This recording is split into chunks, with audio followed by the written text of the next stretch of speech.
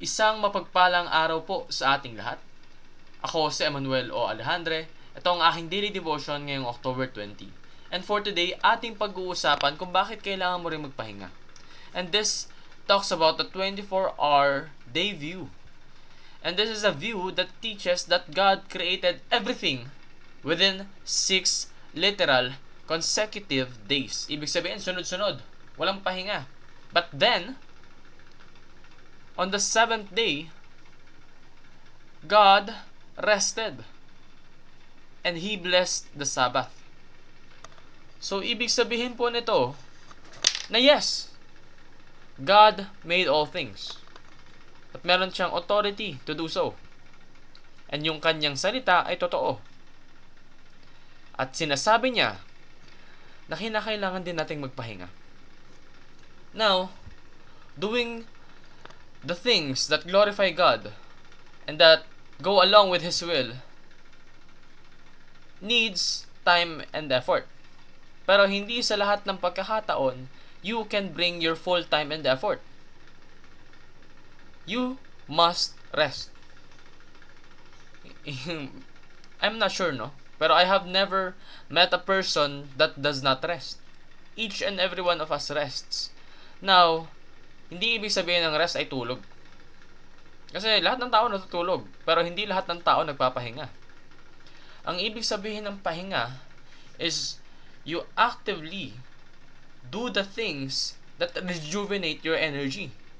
Para after nung rest day mo, you're full of life. You're full of time and effort for once again serving the Lord. So this is very important, no? Sabi nga sa Exodus chapter 20 verse 11, 4 and 6 days the Lord made the heavens and the earth, the sea and all that is in them, but He rested on the 7th day. Therefore, the Lord blessed the Sabbath day and made it holy. So tinuturo po dito na God created all things in the first week of creation. Glory to God. He is very almighty and powerful. Dahil kinaya niyang gawin lahat ng ito, lahat ng bagay na ating nakikita, nahihinuha, in just a mere span of 6 days. That means, God can do all things progressively or instantly. Sa kabuuan ng Bible, maraming works ang ginawa ng ating Panginoon. And most of these are blessings towards us. Pero yung mga blessings na to, they come in different shapes and sizes. And they come in different ways. Maraming methods yung ating Panginoon in doing His work. And yung ibang mga methods niya, it takes time. Pero, yung iba rin mga methods niya, instant. Ibig sabihin, bibitawan lang niya yung salita, bang! Gawa na. And that's what happened in the first week of creation. So, God is very capable. God is fully capable of doing things progressively or instantly. But aside from that, kahit kaya niyang gawin yung lahat ng bagay instantly or progressively, He also showed the importance of rest. Because God rested on the 7th day, the Sabbath day. At dito, mahihinuha natin na oo nga, there is an importance in rest. We do need to recuperate.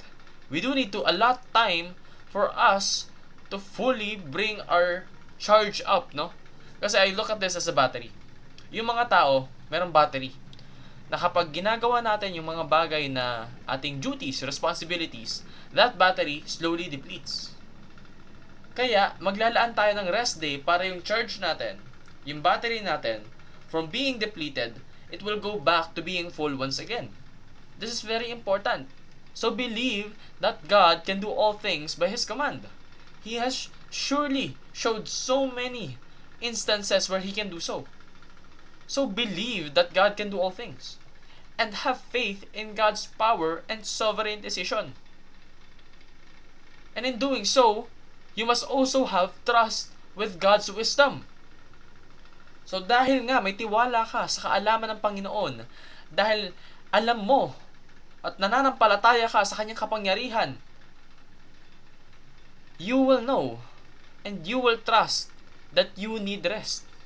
Yung Panginoon natin, He showed us that we also need to have a rest day. We also have to have a Sabbath regularly. For that is an efficient and purposeful way of living life. Yun lamang po ang aking daily devotion. Maraming salamat sa pakikinig. Pagpalain po tayong lahat and let us all give glory to God.